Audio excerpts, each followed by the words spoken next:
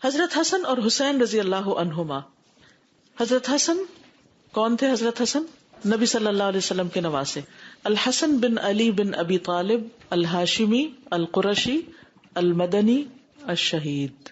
ٹھیک ہے، یہ بھی ہاشمی تھے، قرشی تھے، مدنی تھے، کیونکہ یہ مدینہ میں پیدا ہوئے تھے.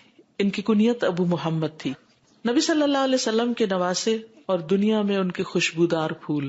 اہل جنت کے نوجوانوں کے سردار. کون ہے؟ اہل جنت کے نوجوانوں کے سردار. سیدہ فاطمہ بنت رسول اللہ صلی اللہ علیہ وسلم کے بیٹے. ان کے والد امیر المومنین علی رضی اللہ عنہ. حضرت حسن نصف رمضان کو سن 3 ہجری میں پیدا ہوئے. کب پیدا ہوئے؟ 3 ہجری میں پیدا ہوئے. نبی صلی اللہ علیہ وسلم نے ان کی تربیت کی تھی. حضرت حسن بن علی 8 سال تک محمد صلی اللہ علیہ وسلم کے ہاتھوں تربیت لیتے رہے. آپ نے اپنی آنکھوں کے سامنے ان کی تربیت کی. آپ ان سے بہت محبت کرتے تھے. ولادت کے پہلے دن سے ہی ان کی تربیت کی ذمہ داری سنبھال لی. آپ نے ان کا نام حسن رکھا. ان کو برکت کی دعا دی، ان کو گٹی دی، اور آپ ان کے ساتھ کھیلتے تھے. یعنی بچپن سے ہی ان سے محبت کرتے، ان پہ شفقت کرتے، ان کو بوسہ دیتے، ان کو اپنے گلے سے لگاتے، ان کو اپنے کندھوں پر بٹھاتے. ہمارا بچوں کے ساتھ کیا سلوک ہے؟ ہم بچوں کے ساتھ کتنی محبت کرتے، ان کو کتنی توجہ دیتے ہیں. کیونکہ تربیت کرنے کے لیے پہلی چیز یہ ہے کہ ہم ان کو محبت دیں، ان کی غلطیوں کو اگنور کریں اور ان کی تکلیفوں پر صبر کریں. کیونکہ اگر ان کی تکلیفوں پر ہم صبر نہیں کریں گے تو ہم ان کی تربیت نہیں کر سکتے. بچے مسجد میں آئے ہیں، ذرا سا شور ہوا، ڈانٹ ٹپکار شروع ہو گئی، کوئی ادھر ادھر بھاگ رہا ہے تو اس کے پیچھے پڑ گئے، آنکھیں دکھائیں، بال کھینچے، ہاتھ کھینچے، یعنی ان کو ہم ایسی لکس دیتے ہیں کہ وہ چلے جائیں یہاں سے. تو پھر آپ کی مسجدیں آباد کون کرے گا آگے؟ میں سب بڑوں کو خصوصی طور پر تاکید کرتی ہوں کہ بچوں کی طرف سے آئی ہوئی تکلیفوں پر صبر کریں، ان کے ساتھ محبت کریں. ٹھیک ہے، ان کو ڈسپلن کریں، ان کے لیے ایسی ایکٹیویٹیز رکھیں، ان کے لیے ایسی چیزیں سوچیں کہ جس کی وجہ سے وہ نمازیوں کو تکلیف نہ دیں. لیکن صرف ڈانٹ ڈپٹ کر کے ان کو بگانا جو ہے یہ بہت بڑی زیادتی ہے. آپ اپنے لیے کوئی صدقہ جاریہ نہیں کما رہے. ان کے لیے الگ حصہ مخصوص کریں. کچھ لوگ ان کے اوپر ذمہ دار ہوں، وہ بیٹھ کر ان کو بھی کچھ سکھائیں تاکہ ان کا وقت ضائع نہ ہو. یہ نہیں کہ ماں باپ نماز پڑھ رہے ہیں اور بچے جو ہیں وہ آوارہ گردی کر رہے ہیں. کچھ بہنوں نے نماز نہیں پڑھنی ہوتی، وہ خود آگے بڑھ کر والنٹیئر کریں اور وہ ان کی ذمہ داری لیں اور ان کو سنبھالیں. حضرت حسن رضی اللہ عنہ 49 ہجری میں وفات پائے. زہر دیے جانے سے فوت ہوئے تھے. آپ دیکھیے کہ لوگ جو ہیں وہ نواسے رسول کو بھی نہیں چھوڑتے. شیطان اس طرح لوگوں کے پیچھے ہوتا ہے. بقیع غرقد میں اپنی والدہ فاطمۃ الزہرا کے پہلو میں دفن ہوئے. پھر ہیں حضرت حسین رضی اللہ عنہ. حسین بن علی بن ابی طالب بن عبد المطلب بن ہاشم الہاشمی القرشی. ان کی کنیت ابو عبداللہ ہے. پیدائش ہجرت کے 4تھے سال پیدا ہوئے. تو بڑے کون ہیں؟ حضرت حسن. اور 1 سال بعد پیدا ہوئے حضرت حسین. آپ کے نواسے ہیں نبی صلی اللہ علیہ وسلم کے، کربلا کے شہید ہیں، اور آپ کی بیٹی فاطمۃ الزہرا کے بیٹے، اور دنیا میں نبی صلی اللہ علیہ وسلم کے خوشبودار پھول. ان دونوں کے بارے میں نبی صلی اللہ علیہ وسلم نے فرمایا کہ یہ جنتی نوجوانوں کے سردار ہیں اور ان کے والد ان سے افضل ہیں. یعنی حضرت علی جو ہیں وہ مقام میں ان سے افضل ہیں. آپ کا ان دونوں کے ساتھ بہت تعلق تھا. حضرت حسن کی جب پیدائش ہوئی تو حضرت علی نے ان کا نام حرب رکھا. آپ تشریف لائے، آپ نے پوچھا میرا بیٹا تو دکھاؤ، اس کا نام کیا رکھا ہے؟ حضرت علی کہتے ہیں میں نے کہا حرب رکھا ہے. حرب کا مطلب ہوتا ہے جنگ. آپ نے فرمایا نہیں، اس کا نام حسن ہے. جب حسین پیدا ہوئے تو انہوں نے پھر ان کا نام حرب رکھ دیا. تو نبی صلی اللہ علیہ وسلم پھر تشریف لائے اور فرمایا میرا بیٹا مجھے دکھاؤ، اس کا نام کیا رکھا ہے؟ تو انہوں نے عرض کیا حرب. فرمایا نہیں، یہ حسین ہے. تو اس طرح آپ نے دونوں کے ملتے جلتے نام رکھے اور دونوں ہی بڑے خوبصورت نام ہیں، حسن اور حسین. ملا کر ان کو حسنین بنتا ہے.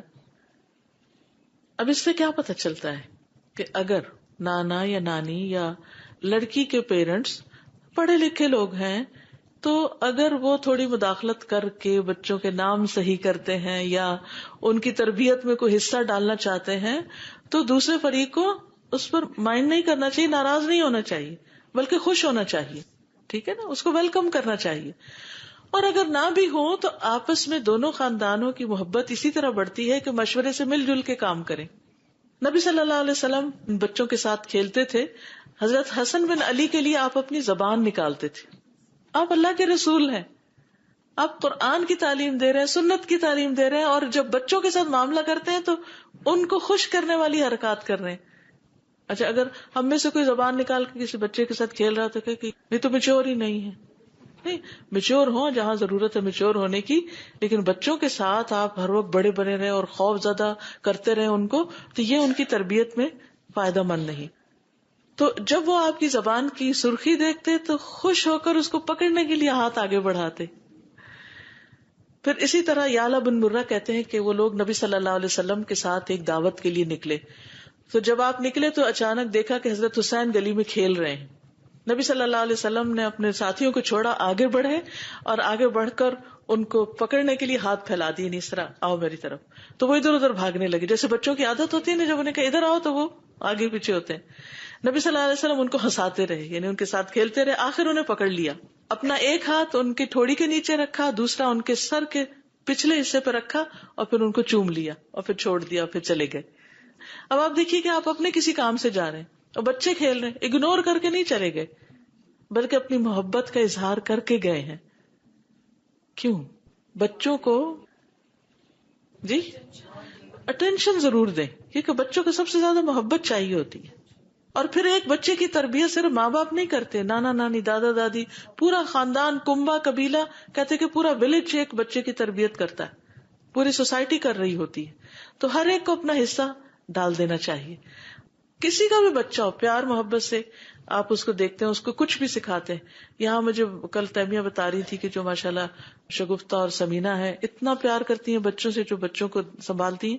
کہتے ہیں کہ جب وہ مسجد میں مائیں ان کو لے کر آتی ہیں تو وہ ماں کو چھوڑ کے پھر ان کے پاس بھاگتے ہیں, یعنی ماں سے زیادہ پیار کرتے ہیں. اب آپ دیکھیے کہ ٹھیک ہے ماں کا بھی حصہ ہے, لیکن ان کا حصہ بیچ میں آ گیا ان کی تربیت میں. ان سے جو کچھ ان بچوں نے سیکھا پیار محبت اور شفقت کی وجہ سے, اس ساری زندگی ان کی شخصیت کا ایک حصہ رہے گا. اور اس طرح یعنی ایک استاد جو ہوتا ہے یا ایک کیئر ٹیکر جو ہوتا ہے اور بچوں کو دیکھنے والا, وہ سارے اس اجر میں پھر برابر کے شریک ہو جاتے ہیں. جی آپ کچھ کہتے ہیں؟ پہلے بچوں کو ہم اٹینشن دیتے نہیں, اور جب وہ پھر اس طرح کی حرکتیں کرتے ہیں تو ہم کہتے ہیں یہ اٹینشن سیکر. جی بالکل. پھر آپ ان کے جذبات کا بھی خیال رکھتے تھے. ایک دفعہ رسول اللہ صلی اللہ علیہ وسلم پچھلے پہر کی 2 نمازوں ظہر یا عصر میں سے کسی نماز کے لیے باہر تشریف لائے, جب آپ حسن یا حسین کو اٹھائے ہوئے تھے. نبی صلی اللہ علیہ وسلم نے آگے بڑھ کر انہیں ایک طرف بٹھا دیا اور نماز کے لیے تکبیر کہہ کے نماز شروع کر دی. جب آپ اپنی نماز میں سجدے میں گئے تو خوب لمبا سجدہ کیا. تو عبداللہ بن شداد کہتے ہیں کہ میں نے سر اٹھا کے دیکھا اتنا لمبا سجدہ کیوں ہے. یعنی بعض اوقات ایسا تھا انسان سوچتے شاید کوئی میں مس کر کے میں نے سنا نہیں کہ اللہ اکبر امام نے کہی ہے. تو میں نے دیکھا کہ بچہ آپ کی پشت پر سوار تھا اور آپ سجدے میں تھے, تو میں دوبارہ پھر سجدے میں چلا گیا.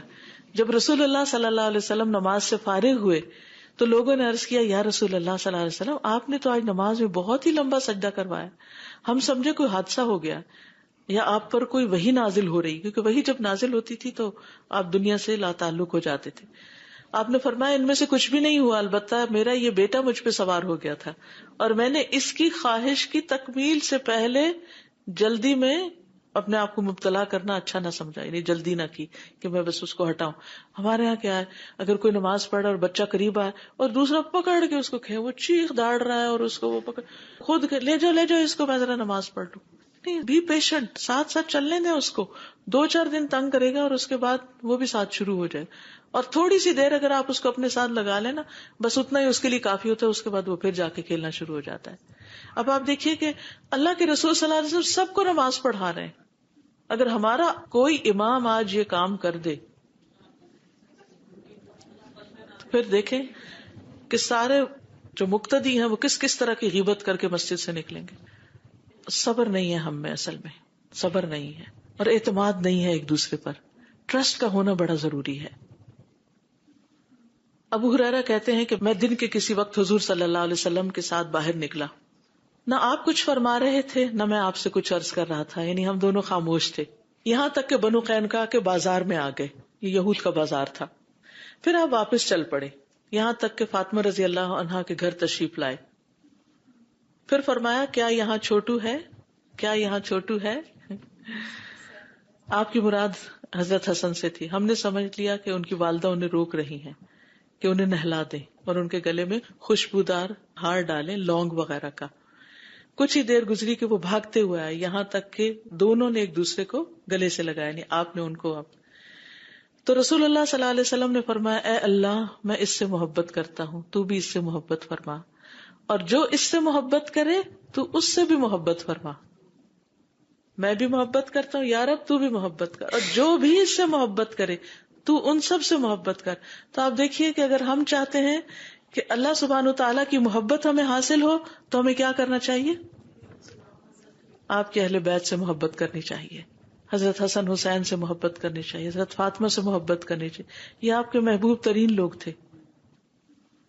پھر اسی طرح آپ صلی اللہ علیہ وسلم نماز پڑھتے، حسن اور حسین دونوں کھیلتے اور آپ کی پشت پہ آ کے بیٹھ جاتے. مسلمانوں نے ایک مرتبہ ان کو پکڑا کہ دور لے جائیں. جب آپ نے سلام پھیرا تو کہا کہ ان کو چھوڑ دو. آپ نے فرمایا میرے ماں باپ قربان جائیں، جو مجھ سے محبت کرے اسے چاہیے کہ وہ ان دونوں سے محبت کرے. یعنی اگر واقعی تمہیں اللہ کے رسول سے محبت ہے تو پھر جن سے آپ محبت کرتے تھے ان سے بھی محبت کرو. حضرت عائشہ فرماتی ہیں کہ نبی صلی اللہ علیہ وسلم صبح کے وقت اس حال میں نکلے کہ آپ اپنے اوپر ایک ایسی چادر اوڑے ہوئے تھے کہ جس پر سیاہ بالوں سے نقش بنے ہوئے تھے. اسی دوران میں حضرت حسن بن علی آ گئے، آپ نے ان کو اپنی اس چادر کے اندر کر لیا. پھر حسین آ گئے، آپ نے ان کو بھی چادر کے اندر کر لیا. پھر فاطمہ آئی، آپ نے ان کو بھی چادر کے اندر کر لی. پھر حضرت علی آئے، ان کو بھی چادر کے اندر کر لیا. تو آپ دیکھیے ذرا امیجن کیجیے سین کیا ہوگا کہ سارے آپ کی چادر کے نیچے. یہ بھی محبت کا ایک انداز تھا نا. ہم بچوں کے ساتھ ایسے کھیلتے ہیں، اور اگر بچے بڑے ہو جائیں، شادی ہو جائے ان کی، تو پھر تو ان کو ڈسٹینس پر ہی رکھتے ہیں. ہم تو ایسا کبھی سوچتے بھی نہیں کہ اچھا بڑے آ گئے ہیں تو بڑوں کا کیا، بڑے بھی بچے ہیں نا، ان کو بھی آجو، تم بھی آجو. کتنا خوبصورت منظر اور کتنا خوبصورت انداز. اس سے گھریلو زندگیاں، خاندانی زندگیاں خوشگوار ہوتی ہیں. ہمارے گھروں سے خوشیاں کیوں ختم ہو گئی ہیں؟ محبتیں ختم ہو گئی، تکلف آ گئے ہیں، قدر نہیں رہی ایک دوسرے کی، ایک دوسرے سے بیزاری. ہم انتظار کرتے تھے دوسرا عزت کرے، دوسرا مجھے محبت کرے، دوسرا میری قدر کرے. کیوں نہیں آپ پہل کرتے، آپ شروع کر دیں. پھر اسی طرح حضرت اسامہ بن زید سے بھی آپ کو بہت محبت تھی. تو وہ کہتے ہیں کہ رسول اللہ صلی اللہ علیہ وسلم مجھے اپنی ایک ران پہ بٹھاتے، حضرت حسن کو دوسری پہ بٹھاتے. حضرت اسامہ بہت سیاہ رنگ کے تھے کیونکہ ان کی جو والدہ تھی ام ایمن وہ حبشی تھی، سیاہ فام تھی، اور حضرت حسن جو تھے وہ بہت سفید تھے. تو دونوں ایک دوسرے کا کنٹراسٹ تھے، ایک طرف بیٹھا ایک طرف بیٹھا، اور آپ دونوں سے پیار کر رہے ہیں. اور آپ فرماتے اے اللہ ان دونوں پر رحم کر، میں بھی ان پہ رحم کرتا ہوں. اب اس میں حضرت زید جو تھے وہ آپ کے منہ بولے بیٹے تھے، بعد میں اس چیز سے روک دیا گیا، لیکن آپ کو حضرت زید سے بھی بہت محبت تھی. اسی لیے حضرت زید کے جب باپ اور چچا ان کو لینے کے لیے آئے، انہوں نے خود انکار کیا کہ ہم نہیں جائیں گے. نبی صلی اللہ علیہ وسلم نے ان کو اختیار دیا تھا.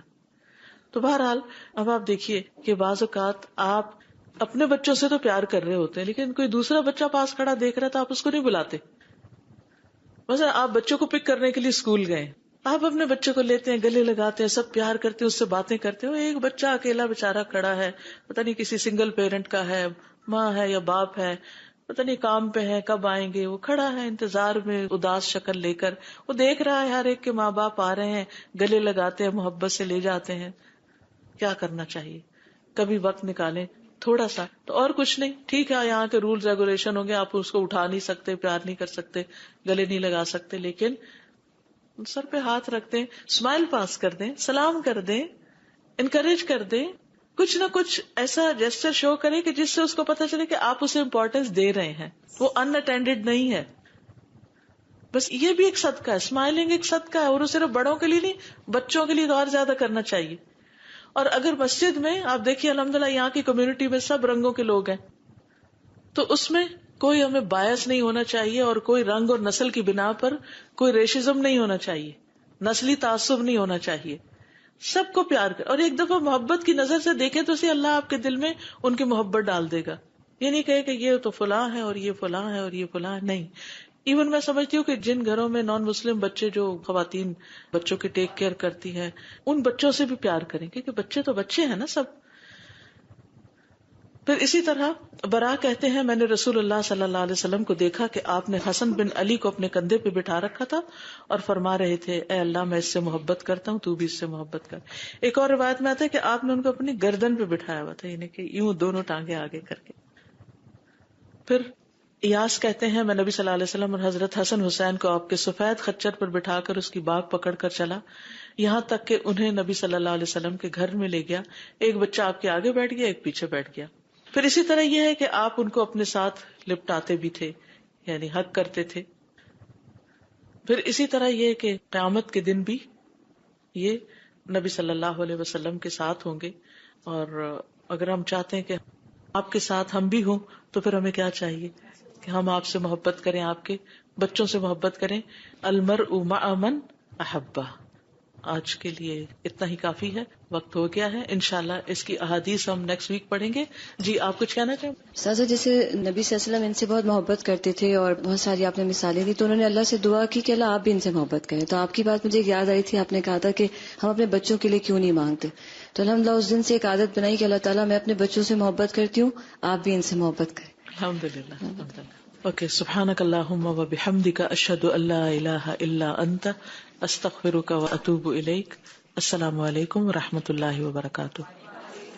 اللهم صل على محمد وعلى آل محمد كما صليت على إبراهيم وعلى آل إبراهيم إنك حميد مجيد. اللهم بارك على محمد وعلى آل محمد كما باركت على إبراهيم وعلى آل إبراهيم إنك حميد مجيد.